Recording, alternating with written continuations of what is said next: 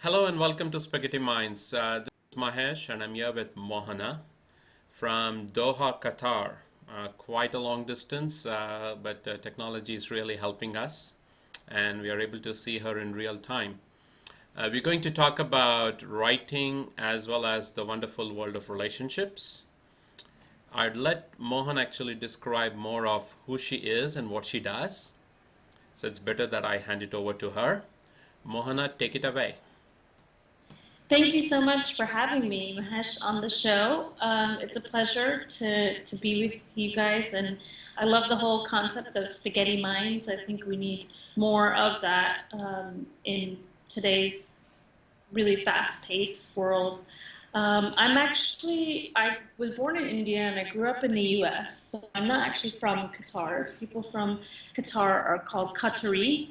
A lot of times people think it's Qatarian or they don't know what the nationality is. So I'm not Qatari, but I've been here for 7 years, which is a long time for an expat. So a lot of people, and they kind of say for a city, if you've been there for 7 years, you kind of become a local after that point. So I am a faculty member at one of the universities here. There are 6 American universities, part of the Education City project here in Doha, and I came here in 2005 to help start one of those campuses, and I've stayed. So my areas are literature and writing. So that's what I teach during the day, and in my free time, I am a writer, a creative writer, and I hope today we'll get to talk about any of that's interesting, especially since I've recently spent the last year and a half or so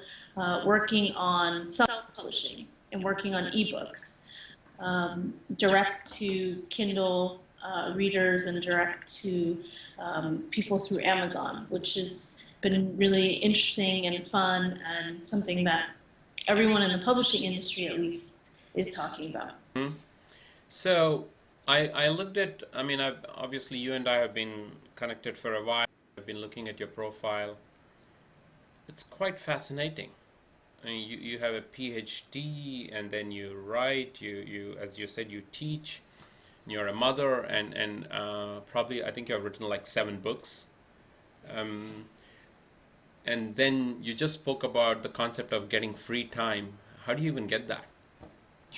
Well, I think there are two things. I think one is I don't spend a lot of time. I know this is going to sound really silly, but I've just been rereading The Artist's Way by Julia Cameron. So I don't know if people have read that book or have done that. I'm part of a writers group here in Qatar that's been going for about 5 years, and we're doing that book together. And this last chapter, she talks about how actually it's not laziness that keeps people from living the life that they want to do, or in her case specifically, she's talking about writing or creating art, painting, movie making. It's actually fear.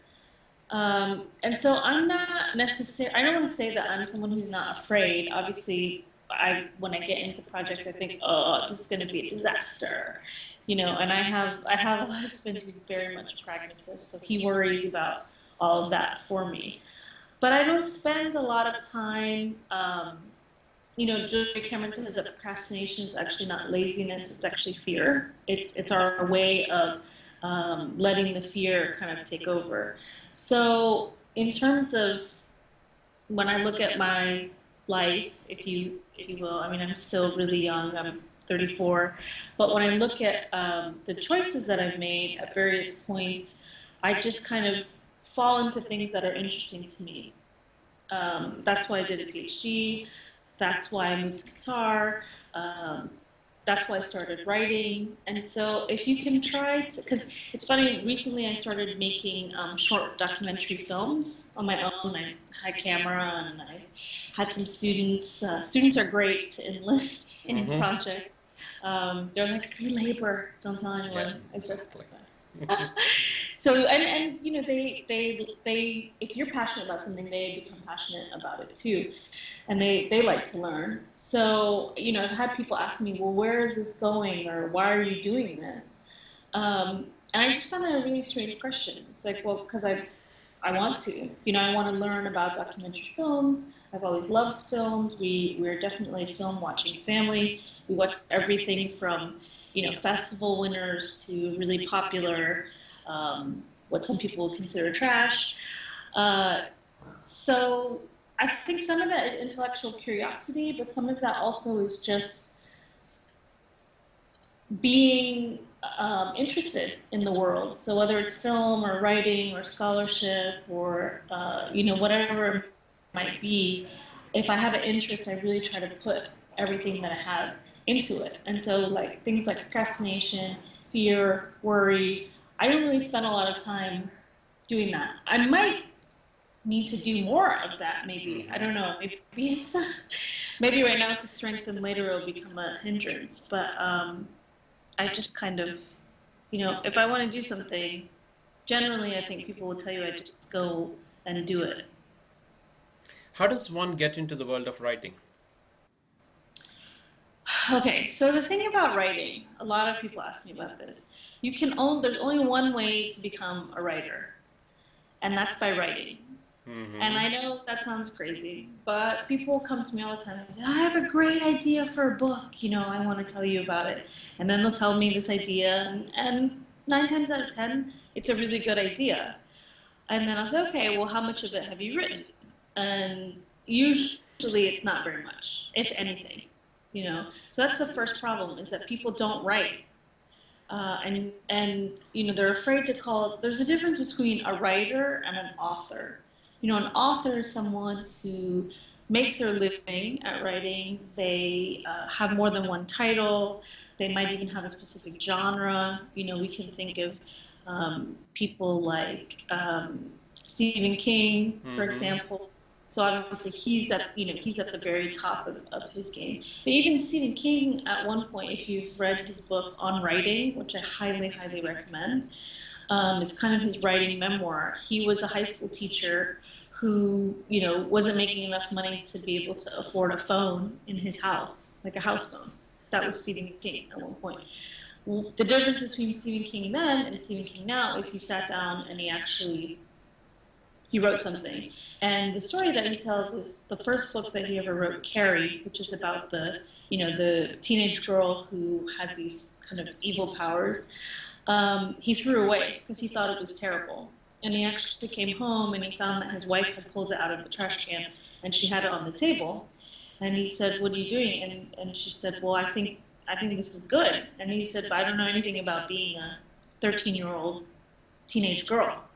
This is just a story I wrote. And she said, well, I'll help you with that part. So, and even Carrie, from Stephen King, who wrote Carrie, to who Stephen King is now, it's a long journey. And so I think people always think about the finished product. They think about The Help, for example, Catherine Sockett, the book that came out, set in Mississippi. And, they'll say casually, oh, she got rejected 60 times by agents.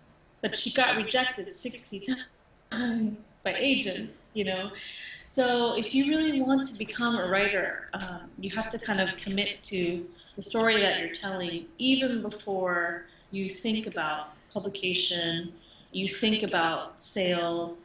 I mean, in my own journey, one of the reasons I have so many books is because I started writing in 2000.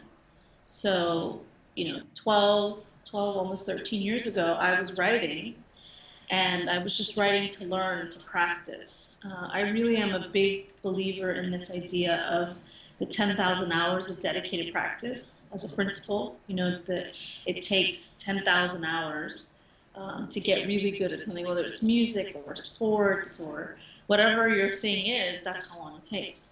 And over the holiday, I was talking to my teenage niece about this, because she wants to be really good at karate and playing the trombone. And I said, okay, well, it's really simple. It's going to be so simple for you to get really good at this. And she said, really? I said, yeah.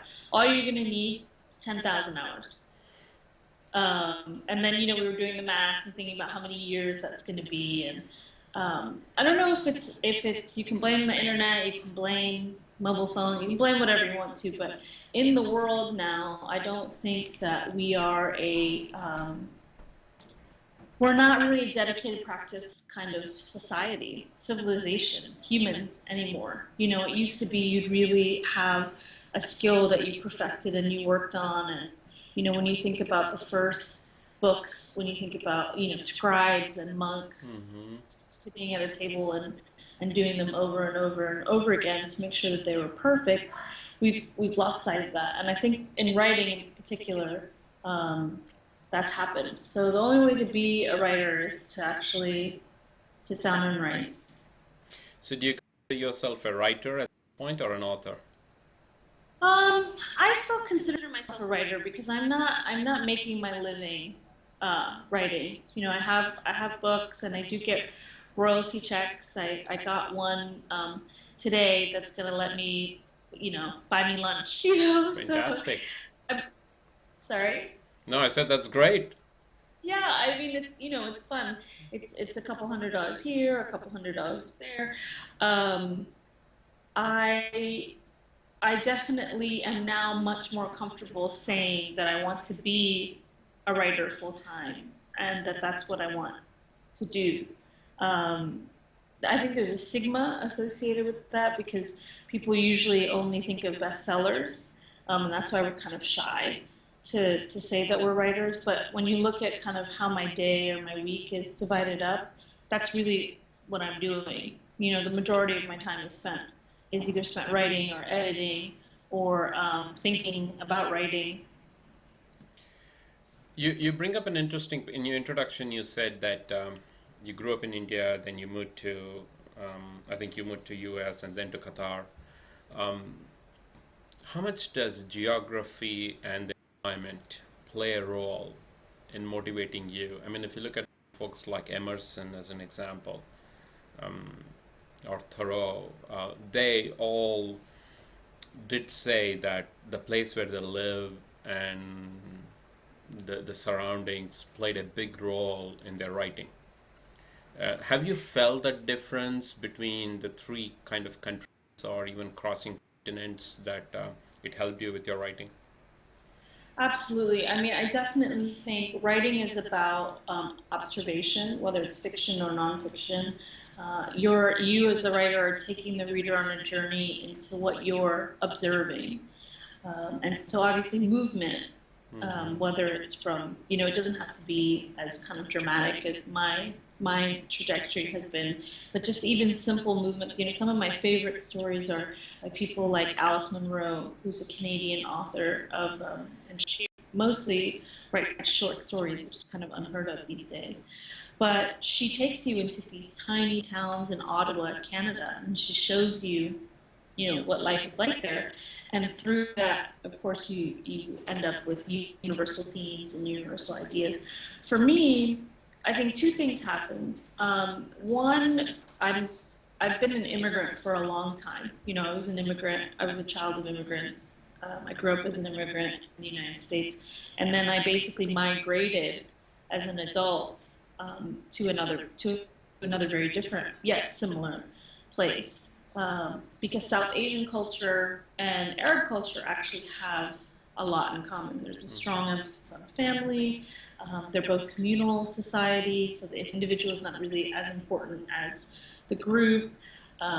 They honor concepts of honor, respect, you know, saving face. These are all. So for me, when I came, it felt very familiar, and then yet at the same time, it was very different. Because racially, Arabs are different from South Asians, and also the specific context of the Gulf, where you have a local minority population living amongst, you know, it's like a 10-to-1 ratio. And there are 2 million people that live in Doha, and only probably 250,000 of those are nationals, are Qatari nationals. So there's some really interesting. It's not there's no real language of melting pot or some of the things that you get in North America. And I would say, you know, my 7 ebooks, 3 of them are set in Qatar. You know, 2 are novels, and 1 is it's actually a memoir about living here as a South Asian American female. So I've definitely found this place tremendously inspiring. The other thing you get, I think, when you go overseas, at least in my experience in the Middle East, is you get so much more time than you have in North America. I don't know. We talk about this all the time whenever we go home, and we talk about it with our friends and our family, and my husband and I, we talk about it amongst ourselves. I don't know what it is about North American culture that keeps us like gerbils, on the wheel. But when you're there, you just going to work, coming home, meeting your family obligations, socializing occasionally. That takes up everyone's day, and that's it.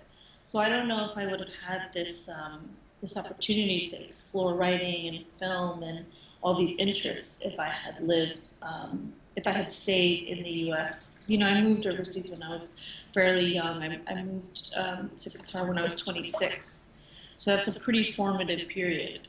Um, in my late 20s, and then I stayed. So there's something about coming free, like you're saying, from your usual surroundings into a unique situation that can be very energizing. And I think for writers or artists, it's very inspiring. When you look at your so let's talk a little bit about your books. Probably maybe the two books that come into my mind when I looked at your seven books. One is I just found the title fascinating, "Mommy, but it's still me." And then I think the latest one, if I'm pronouncing it correctly, is it Domestics? Uh-huh. So let's. Can you describe a little bit about this? Do they belong to a particular genre? Um, is there a common theme in the two of them? I mean, Molly, but still me is I think more personal experience compared to the Domestics, probably, which is different. So help us with it. What exactly are these books? Well, "Mommy But Still Me" is a memoir that I wrote for first-time mothers because I found um, when I got on the journey to becoming a mother, there are a lot of books about the medical parts of motherhood, and then there are a lot of books that are about this will happen to you, and then this will happen to you, and then this will happen to you. But the things that I was thinking about, like, will I still be able to have my friends? Will will I never sleep again? What's going to happen to my career? What's going to happen to my identity? These things that probably most of the women in the world, and still a large majority of the women in the world, are mothers, didn't have to deal with because they didn't really have a choice. It was expected that they would grow up, they would get married, they would have children. And suddenly, for my generation, all these questions were new, and no one was really answering them. Sure, there are these superstars that have nannies and, lose their baby weight immediately, and they just go on with their lives. But somebody, just an average woman, professional woman, thinking about motherhood. So I basically I kept a blog, a private blog, for almost 2 years. So the entire time that I was pregnant and then up through our son's first birthday. Just the things that I was thinking about, the things that you go through. And I wanted to share that with other mothers, because the first time you are terrified. I mean, you have no idea what's going to happen to you. And then the other funny thing that happens is that, like, for example, my sister, she has 3 children, but they're, between the ages of 13 and 7 now. You forget. That's also, I think, nature's way of protecting the human species to make sure it keeps going. So if anyone actually remembered what motherhood, the entrance into motherhood is like, we probably would die out, I think. So, you look to people for advice. They may or they may not remember. And also, such an interesting experience to go through, that I wanted to keep a record. And actually, it's been one of my more popular books. And I chose that title because I wanted to say that even though you are a mother, you can still retain a part of yourself. And I think that is probably the number one concern for women right now, for young mothers, for some mothers. And that was the kind of the impetus behind that. Gotcha. Yeah. Very quickly, I know we are probably running out of time here a little bit. Very quickly on your latest book, Domestics. So the domestics is kind of a play on words. It's DOHMESTICS, and that's kind of a tongue-in-cheek reference to Doha, which is the capital city of Qatar, and it's a novel. One thing I found very, very quickly as I was writing, and actually this is why I turned away from academic writing because I had published a few, scholarly books, one on hip hop and one on women and gender in India, Algeria, and Pakistan was that no one reads academic books, not even your mother. Like everyone's proud of you, and you can send your book around, but no one will ever read it. So this is why I turned to kind of commercial fiction. And then even though things like Mommy But Still Me have been popular, nothing sells or nothing is as easy for someone to pick up as a novel. I don't know why that is. That's just how it is. So I realized, okay, if I want to be read, which is why you spend all this time writing, then I've got to write novels. So the domestics is actually you never hear in the book where it's set, but from the title you can kind of surmise. It's a Gulf state, and that's on purpose because there are a lot of sensitive issues that are dealt with in the book, and this is still very much a let's say a society that's under surveillance, meaning the whole Middle East. And so I wanted to have the freedom to write about the issues that I wanted to write about without having to worry about, offending anyone or, that kind of thing. So there's 6 main characters. There are 3 women who are all expat women from a variety of countries, and then there are 3 maids or domestics, house help that work for their employers. And it's basically there's a big mystery at the center of how these 6 lives are interconnected. But it's basically a look at how closely we can live with someone, because in most of these situations, the employer and the employee live together in the same house, and yet not know them at all, or not know what's happening in their lives. So you get a little bit of class, you get a lot of gender, you get a little bit of race because everyone is from different places, and hopefully a lot of an interesting story about how, even though we're so interconnected, in some ways we're really still worlds apart. So where can people read more about you, find your books, buy your books? Where can they do that? Okay, well, the books are all available on Amazon. So, and you don't have to have a Kindle in order to read them. Amazon has these great free apps for everything from your iPhone to your tablet to your desktop. Because people always say to me, like, I don't have a Kindle. How can I read your book? You don't need one. You just download the relevant app. And they can also, they can find me on Twitter. I'm at Moha Doha, MOHA underscore DOHA. And I've got a website, and I'm really easy to find, actually, I think. And I have a blog. I blog weekly about everything from culture to writing to current events. And I really love comments, so I'd love for people to stop by the blog. And this week I'm talking about revising.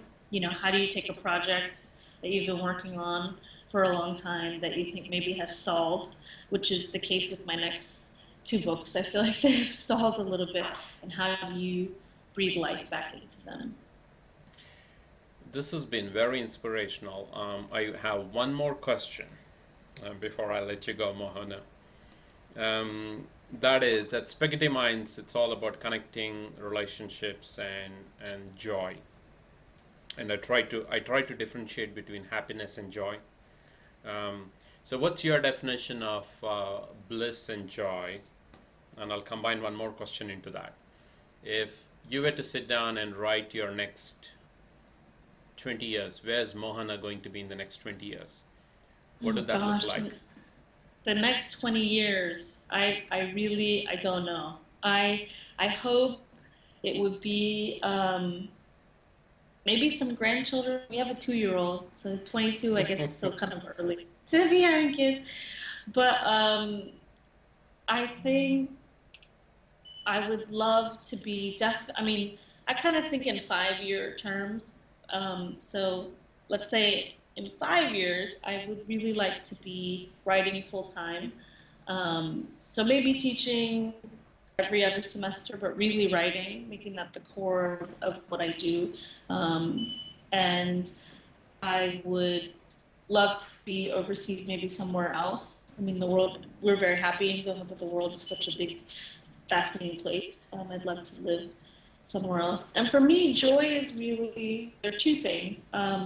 It's about sharing experiences with those that you are close to. So whether it's friends or family, or loved ones. I spent a lot of really fortunate when I was younger, during college and even before, to travel widely. And it just always felt like something was missing. When you go on trips by yourself and you have this incredible experience and you come home and you show photos, which, okay, that's definitely one form of sharing. But it's not the same as having someone there with you. I recently was able to go to a wedding. We went, just a bunch of us girlfriends, to another friend's wedding. She got married overseas, and that was such an amazing, unique experience. So for me, I think a central component of joy definitely has to be sharing whatever it is that you're happy about. Um, have I answered all your questions? Yeah, I think you did. I think you did. Okay. I think you definitely focused on the right one, which is joy, as well as yeah, I agree with you. 5 years is a better time frame than a 20-year time frame to look at. Yeah, who knows? Maybe the Mayans are right. We won't be here in 20 years, I know. I heard they just got it wrong by 1,000 years, and they gave a money back guarantee that they said if in 1,000 years they won't get it right, they will do one more prediction for free. Those Mayans, you never know what they're up to. You never know.